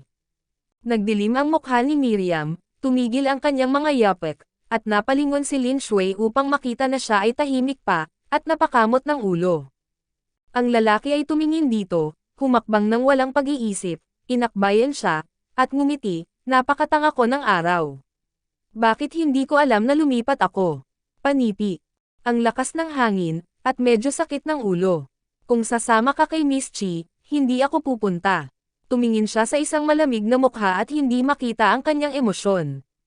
Ang lalaki ay tahimik, nakatitig sa kanyang mga mata ng ilang segundo, pagkatapos ay tumalikod at inutusan si Lin Shui, pumalit ka sa isang RV. Nabigla sandali si Miriam, posible bang matulog siya sa sasakyan? Si Chiyon ay dumating na may pag-aalinlangan, ano ang problema? Agad na ngumiti si Miriam at sumagot, okay lang, itinaas ang kanyang mga alis, na para bang may naalala lang siya, at nagtanong, nakita ko ang coconut juice sa silid. Nabili yata ito ni Brian. Pumunta dito si Miss Chi. Panipi. Nagulat si Chiyon, pagkatapos ay ngumiti ng marahan, at tumango, aba, ito ay isang tanyag na tindahan dito. Ang coconut milk ay napakamayaman sa lasa, at lahat ito ay sariwang pinili at ginawang on the spot. Dadalhin ko ito sa iyo upang tikman mo ito. Panipi. Pinaikit niya ang kanyang mga mata at ngumiti ng malinaw, no wonder. Nag-aalangan siya at tumingin sa lalaki, akala ko gatas lang ngayon. Humigop ako. Allergic ako sa sariwang niyog, kaya nahihilo ako. Panipi. Ang mukha ni Chiyon ay bahagyang nagbago, ang kanyang ngiti ay nanigas sa kanyang mukha, sumulyap sa lalaki, at ipinaliwanag, hindi ko talaga alam. Paglingon ng kanyang ulo at ngumingiti, ginambala siya, at sinabing may kaluwagan, okay lang, sisihin mo ako. Nang makilala kita sa ibaba, nakita ko ang coconut juice na nakasulat sa handbag. Pagkatapos kong umakyat, ako ay masyadong pabaya at nakalimutan na inumin ito. Up, panipi. Kumunat ang noo ng lalaki, medyo matalim ang tingin niya sa Chiyon. Ang mukha ni Chiyon ay ganap na pangit, ngumiti siya ng atubili, at nakakita ng dahilan upang lumabas. Sinare niya ang kanyang ngiti at mahinang tumingin, tayo na. Ngunit hinawakan siya ng lalaki. Pinipintasan ang kanyang kilay at pinaihit ang ulo, hinaplos ang kanyang pisngi ng isang malaking kamay, banayad ang boses nito, napaka-komportable. Umatras siya at umiling, hindi, ngumiti bago iniisip, wala kang pakialam kung nagsisinungaling ako. Mahina ang ekspresyon ng lalaki, sumulyap siya sa kanya, hindi siya gumalaw, lumakas ang kanyang kamay, at inakay niya siya pasulong, tayo na. Malinaw na nakita ni Chiyon ang kanyang sarili sa ibaba, at hinanap ang lalaking katabi niya. Bukod, nag-iwan siya ng pulang marka sa labi sa isang halatang nakakaganyak na hakbang upang ipaalam sa kanya na hindi siya ang hinahayaan na hawakan siya. Pagdating niya sa hotel, sumunod si Chiyon sa likuran, na may kalmadong mukha, na parang walang nangyari ngayon lang. Gayunman, sinurpresa siya ni Miriam ng maayos na pag-atake muli. Tila minamaliit niya ang babaeng ito. Ang kapaligiran ng hotel ay matikas, at ang ilang mga tao ay nakuha sa kahon. Sa isang sulyap, nakita nila si Xiang Rui na nakaupo na inip. Si Rania pala ang nasa tabi niya. Mas payat pa siya pagkatapos ng matagal na pagkakita sa kanila. Ang kanyang mga mata ay pamitik, at tumingin siya sa mga taong may masusing pagsisiyasat. Mayroong ilang mga kakaibang mukha na nakaupo sa tabi nila, at pagtingin sa kanilang damit, lahat sila ay mayaman at marangal. Sunod-sunod na umupo ang bawat isa. Kumaibot ang sulok ng bibig ni Xiang Rui, at tumawa ang masamang alindog. Napanood niya sa maraming tao ang pabalik-balik, at dahan-daang sinabi, si Pangulong Xiao ay talagang maagap ng oras, at hindi ko dapat palalampasan ang pulong ng pagbid bukas. Ang kutis ni Brian ay kalmado, at ang marangal na ugali sa pagitan ng kanyang kilos at paa ay hindi sinasadyang isiniwalat, na hindi dapat baliwalain, at nabangga ito sa malungkot na aura ni Xiang Rui nang walang kahinaan. Ang mga kilay ni Xu Lang ay nanatiling hindi natinag, at mahinahon niyang sinabi, natural iyan, ngunit umaasa pa rin ako na si Ji Xiang ay magiging maawin. Mahigpit na ngumiti si Xiang Rui, ibinaling ang mga mata kay Miriam, gaanong sumulyap, at chuckled. MS. Mukhang maganda ang hitsura ni Lu, at kailangang dalhin ito ni Ji Xiao sa mga paglalakbay sa negosyo. Tila medyo nakakaibig. Panipi. Si Miriam ay hindi masyadong komportable sa kanyang walang hanggang tingin, at ngumiti siya at tumingin sa baba, palaging banibiro ako ni Xiang. Hindi mo din ba dinala ang asawa mo? Umikot ang kilay niya, payat na naman si Miss Song. Mukhang hindi ako masyadong natuwa sa huling oras na tumawag ako. Nabigo ba si Ji Xiang sa pag-aalaga nito? Panipi. Nanghihina ang ekspresyon ni Rania, at malamig ang boses nito. Ang kanyang mga mata ay nagwalas sa mukha ni Xiang Rui nang hindi sinasadya, inaasahan na gumawa siya ng ilang mga ekspresyon, ngunit wala, kaya't uminom siya ng tubig. Nakangiting mapanghamak sa sarili, at bumalik sa kanyang walang ekspresyong mukha, Miss Lu think too much, I'm fine. Sa simula, tila medyo kakaiba ang kapaligiran. Maraming iba pang mga tao ang tahimik, at ang kahon ay tahimik sandali. Ibinaba ni Xiang Rui ang baso ng tubig, itinaas ang kanyang kilay at tinanong ang waiter sa tabi niya, bakit hindi mo pa naihatid ang pagkain? Ang waiter ay natakot sa kanyang aura at kaagad na sinabi na paalalahanan siya. Si General Manager Xiang ay namamahala sa isang kumpanya tulad ng Fenro, at hindi niya inaasahan na ang kanyang pag-uugali ay makinis ng mga tao sa ibaba. Tumawa si Chiyon at dahan-daang inilapag ang kanyang teacup. Si Xiang Rui ay tumingin sa kanya pataas at baba, Nakangiti ngunit hindi nakangiti. Chi yun, matagal ko nang narinig na ang pamilya ni Chi ay may napakagandang anak na babae. Si Zhang Xiang ang nanalo ng premyo. Kakabalik ko lang sa China para magtrabaho para kay Ji Xiao. Hindi ba ito isang sumuko na talento? Sumulyap ako kay Brian, at nagbiro, mas mabuti na lumapit sa akin at ibabahagi ko ang iyong 5% ng iyong mga orihinal na pagbabahagi. Nagulat si Miriam, posible bang gusto niyang maghukay nang may makita siya? Ang pagtapon ng isang napakalaking tukso ng hindi man iniisip ay talagang mayaman. Nakita ko siyang tumalikod at tinanong si Brian, Mr. Wala sa isip si Xiao, di ba? Panipi. Umikot ang mga labi ng lalaki, at masayang sinabi niya, malaya na siya, at ngayon ay hindi na siya mabibilang bilang isang part-time na trabaho para sa akin. Kung maaring kunin ni Ji Xiang ang mga tao, wala akong masabi. Panipi. Tumawa ng malakas si Xiang Rui, nang hindi hinihintay na sumagot si Chiyon. Nagbibiro lang, naglalaro kasama ang kanyang mobile phone, alam ko na si Miss Chi at Pangulong Xiao ay may magandang relasyon, narinig kong sinabi ng mga tao. Ang mga makitid na mata ay sumulyap kay Miriam, at nagpatuloy, ako ay isang pagkabata sweetheart mula pagkabata, wala akong kumpiyansa na talakayin ito. Panipi. Nang dumating ang pinggan, pinagmasdan ni Miriam ang kanyang ilong ay pinagmamasdan ang kanyang puso, nakatuon sa pagkain, at nakabingi ang tainga sa mga sinabi ni Xiang Rui. Hindi nagmadali ang lalaki na kumuha ng gulay para maitugma siya sa bilis ng pagkain. Mukhang nandito talaga si Ji Xiang ngayon. Sa kasong iyon, inilagay ng lalaki ang kanyang mga chopstick at itinaas ang kanyang mga mata. Pag-uusapan ko rin ang tungkol sa mga lumang bagay tungkol kay Ginang Xiang. Panipi. Naramdaman ni Miriam na malamig ang kanyang buong katawan, hindi gaanong banayad tulad ng dati. Kabanata 280. Nang si Miriam ay nasa Yingzin, isang pangkat ng mga larawan ang nahantad at siniraan, kaya't napilitan siyang magbitiw sa Yingzin. Ang mga resulta ng ilang taon ng trabaho ay ginamit. Ayon sa aking pagsisiyasat, ang bagay na ito ay may kaugnayan kay Ginang Xiang. Panipi. Kaagad na sinabi niya ito, nagulat si Miriam na nagtaka sa isang masalimuot na ekspresyon. Kanina pa niya ito kilala. Naging malalim ang mukha ni Xiang Rui, at sinulyapan niya si Rania sa tabi niya, ngunit si Rania ay hindi mukhang isang kasiyahan, sobrang kalmado, ngumiti pa rin siya nang walang pakialam. Tahimik na sinabi ni Xiang Rui, nasaan ang katibayan? Si Brian ay nasa kanyang bakanteng oras, at gaanong sinabi, kung nais ni Ji Xiang na makita ito ngayon, ipapadala ko ito sa kanya kaagad.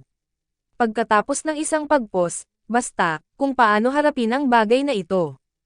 Xiang Rui sneered, dinala ko sila sa desktop at sinabi, hindi ba handa na si Ji Xiao?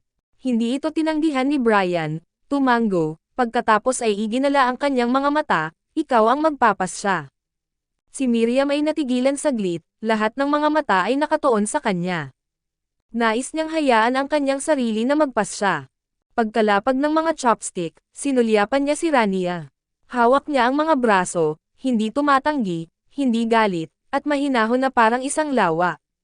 Ngunit mula sa lalim ng kanyang mga mata, nakakita pa rin siya ng bakas ng pag-asa na tila desperado. Isinuot niya ang kanyang daliri sa shirt na seda upang ibunyag ang nag-iisang kamalian, kinakabahan pa rin siya. Ang talagang pinapahalagahan niya ay ang ugali ni Xiang Rui. Ang mga pilikmata ni Miriam ay bumagsak, iniisip sandali, at tinanong si Xiang Rui, nais kong humingi siya ng paumanhin sa publiko sa media. Palaging sumasang-ayon si Xiang. Panipi. Mahinang ngumiti si Rania at tinaas ang mata, ngunit wala siyang pokus. Ang paghingi ng tawad sa publiko ang pinakatarungang pamamaraan, ngunit ito rin ang pinakamalupit kay Rania. Huwag sabihin na ang mukha ng pamilyang Song ay nahihiya, natatakot ako na mahihirapan kay Ginang Xiang na mag-isa na hawakan ang posisyon. Kahit na ang bilog na kilalang-kilalang tao ay maaaring hindi malinis, ngunit hindi magkapareho ang pag-usapan ang mga pag-aari sa publiko, at ang pangungutya mula sa lahat ng direksyon ay tiyak na kailangang-kailangan. Si Xiang Rui ay tahimik, at malamig na sinulyapan ang babae sa kanyang tabi, iniisip ang tungkol sa kanyang mga dahilan para gawin ito. Gayunpaman, ayon sa alam niya tungkol kay Miriam, wala siyang magawa tulad ng isang paghingi ng tawad sa publiko, at sinabi niya ito upang makita lamang ang kanyang reaksyon. Nodded, napakamakatuwiran, ito ang pinakatarungang paraan. Kung magpumilit si Miss Lu, wala akong masabi. Panipi. Nakita ni Miriam na ang maliit na ilaw sa mga mata ni Rania ay nawala, at ang kabalintunaan sa mga sulok ng kanyang bibig ay hindi na itinago. Tumingin siya kay Xiang Rui at naramdaman na hindi ito sulit para sa kanya. Biglang binalot ng kamay ang lalaking katabi niya, tuyo at mainit, at nawala ang panlamig ng mga daliri ng daliri. Tinaas ni Miriam ang kanyang ulo at tumingin sa kanya. Agad na naintindihan ng lalaki kung ano ang ibig niyang sabihin, at tumanggaw ng hindi nakikita. Tumulong din sa akin si Miss Song. Hindi alintana kung ano ang dahilan, itatago ko ito sa aking puso. Hindi ko na itutuloy ang bagay na ito. Panipi. Ngumiti si Xiang Rui, si Miss Lu ay napakamapagbigay, salamat sa iyo para kay Rania. Ang isang pagkain dito ay halatang walang kahulugan, nakita siya ni Brian na tamad at bumangon upang umalis. Madilim ang mukha ni Xiang Rui, at hindi niya sinasadya na tumayo para makita siya. Tumayo sa kanya si Rania at lumabas sa kahon. Pagkakita sa kanya sa pasukan ng hotel, mahinang tumanggo si Miriam. Nais niyang dumaan, ngunit nakita niya itong nakangiti ng hindi nakakapagsalita, na parang hindi sinasadyang sinasabi sa tainga niya, hayaan mo si Brian na maghanda, ang piraso ng lupa ay kanya. Tumigil ang figure ni Miriam, at nang ibaling ang ulo, lumakad na siya palayo. Masyadong malambot ang boses, at parang hindi ko malinaw na narinig, at medyo gumalaw ang aking puso. Tumakbo si Lin Shui mula sa sasakyan at tumayo pa rin. Sinabi ng lalaki sa isang malalim na tinig, ang direktor ng Planning Bureau ay ang pangalawang tiyuhin ni Rania. Hindi niya hahayaang makuha ni Xiang Rui ang piraso ng lupa bukas, kaya't ibababa niya ang presyo ng pagbid na medyo mas mataas kaysa kay Gu Ershao. Panipi. Sumagot kaagad si Lin Shui at mabilis na binuksan ang pintuan ng kotse. Si Chiyon ay nakatayo sa lugar nang marinig niya ang mga salita, at natigilan bago mag-react. Ang kanyang mukha na laging tahimik ay hindi itinago ang kanyang sorpresa. Mula sa sorpresa hanggang sa nakamamanghang paghanga, nakita ni Miriam na ito ay ekspresyon ng isang babaeng humahanga sa isang lalaki. Sa sasakyan, ang lalaki ay tumingin sa harapan, ang kanyang mukha ay malabo, ang kanyang perpektong mukha sa gilid ay tulad ng isang malayong bundok, sumasalamin sa ilaw, at ang kanyang bibig chuckled. Kung ito ang layunin ng kanyang pagpunta dito, talagang nagulat ito sa kanya. Dahil inanyayahan sila ni Xiang Rui na pumunta dito, kinakalkala niya ang lahat ng ito. Nalaman ko ang ginawa ni Rania, ngunit hindi ko ito nabanggit sa kanya. Ngayon ko lang nasabi sa napakaraming tao, gamit ang komplikadong damdamin ni Rania para kay Xiang Rui. Sa sandaling ito, tila hindi niya talaga kilala ang lalaking ito. Alam mo bang matagal nang ginawa ito ni Rania? Blankong tanong sa kanya. Binaling ng lalaki ang kanyang ulo at ngumiti, alam ko ang tungkol dito kasabay mo, ngunit pagkatapos ay ayaw mong gumawa ng kahit ano kay Rania, kaya hindi mo ito binanggit. Ngumisi si Miriam, wala talaga siyang hindi alam. Kaya't ngayong gabi ay nakikipagtulungan lamang sa kanya sa isang dula nang hindi alam ito. Hindi nagnanais na tanungin ulit, alam mo bang darating si Rania ngayon? Tinaasan ng lalaki ang kilay, hindi mahalaga kung darating siya o hindi, basta sumuko si Xiang Rui na protektahan siya, malalaman niya. Oo, kahit na dumating siya o hindi, ipapaalam niya kay Rania kung ano ang ginagawa ni Xiang Rui. Kailangang makuha niya ang piraso ng lupa.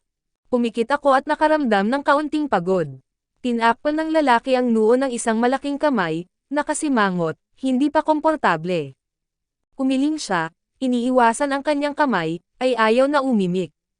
Nanlalabo ang mga mata ng lalaki, nakikita na hindi maganda ang ekspresyon nito, wala siyang sinabi, marahan niya itong ibinaba at kumuha ng kumot para takpan ito. Tuldok-tuldok-tuldok, umaga kinaumagahan, naramdaman niyang namasa ang labi. Nang imulat niya ang kanyang mga mata, ang kanyang pinalaki at gwapong mukha ay malapit sa kamay, natatakpan ang manipis na labi, panunokso paminsan-minsan. Matapos ang isang sandali ng pagkalito, nag-react siya, at hindi niya namamalayang tinanggihan ito, at nahuli siya ng kanyang mga kamay, hindi makagalaw. Well, matapos makas, Ang kanyang ulo ay medyo kulang sa oxygen, binitawan niya. Ang kanyang mga mata ay bahagyang pumulandet, na may isang maliit na kalabo, pipi ang kanyang boses, at panay ang bulong niya sa tenga niya, mamaya. Panipi. Mainit si Miriam, napangisi ang kanyang mga ngipin at itinulak siya palayo. Ang taong ito ay walang pakialam sa anumang bagay hanggat interesado siya. Hat Eli sinabi, natatakot ako na naghihintay na sila sa ibaba. Wala akong kasing makapal na balat upang maglakas loob sa iyo dito. Kailangan mong matulog mag-isa, panipi. Hinayla ng nakangisi na lalaki, paano ako makakatulog ng mag-isa? Nang makita ang paglubog ng mukha ni Miriam, sinore niya ang kanyang ngiti at marahang sinabi, hindi magmadali, papayagan ko muna sila para sa agahan. Sumulyap sa kanya, bumangon sa kama at lumabas ng kwarto. Ang mga bagong pulang marka sa leeg ay kumurap noong ako ay may suot na damit, at napangisi ako ng ngipin at natagpuan ang isang scarf na sutla na itali. Nang makababa na sila, naghihintay na si Chiyon at ang iba pa, at si Miriam ay napahiyang umiti. Tumanggaw si Chiyon at binati, at hindi niya mapigil ang mapang-angga. Ang kanyang puting mukha ay hindi inilapat, ngunit ang kanyang mga labi ay mapula kaysa sa dati. Nang makita niya ang malinaw na kalabisan na scarf na sutla pababa, ang kanyang mga mata ay naging mas madilim. Napa-refresh si Brian, sumulyap sa palso, at masiglang sinabi, maaga pa, kumain ka muna. Hinihila siya sa restaurant, tila sanay na sina Lin Shui at Yan Ke sa eksenang ito, at umupo ulit. Si Chiyon ay mapurol saglit, ang kanyang mapulang labi ay sarado, bago umupo. Nahihiya si Miriam na hintayin sila sa oras, at dinala siya pagkatapos kumain ng kaunti.